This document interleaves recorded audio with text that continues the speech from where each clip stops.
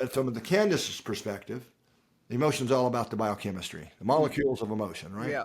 Now you talk to a kind of a standard neuroscientist. No, that's all true, Candace. However, it's all about the nervous system. However, they're also not complete. We have to, especially to understand emotions, I'll call it emotional energetic level, which even precedes the changes in the nervous system, the brain and nervous system, and then the biochemicals, which then reinforce and give the feeling texture of an emotion. Okay, but that system, it's actually what runs the show physiologically. I mean, that's easy to prove here in the lab.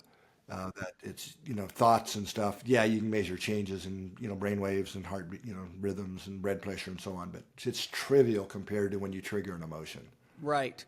Big changes happen quick, way past just thoughts and so on. So you can think of the emotional system as more or less neutral. So it's can be set in motion by the mind, brain-mind system, but mind, or the heart. So the issue we have right now on the planet is that it's all mind-driven, right? So a lot of people don't even know they have a heart, or let alone that bridge. No, I'm talking about the energetic heart, or that bridge to their larger. Yeah, well, I think the other part's true as well, unfortunately. Yeah, I don't mean physical heart, but I mean that we really have a larger self. Even the religious people don't really, it's all about, well, I'm not going to go there, but Yeah, we understand.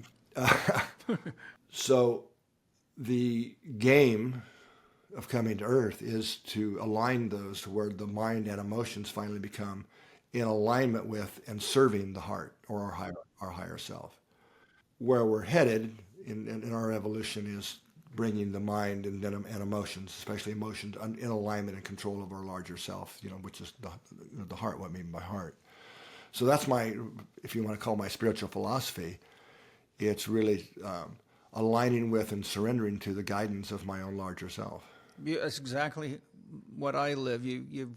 We're very, very parallel in our, discoveries that have led us to these understandings. Now, of course, you come from a very much more research-based. I've been being a therapist and helping people with every kind of terrible thing you can imagine for 41 years, so I've come at it a different way.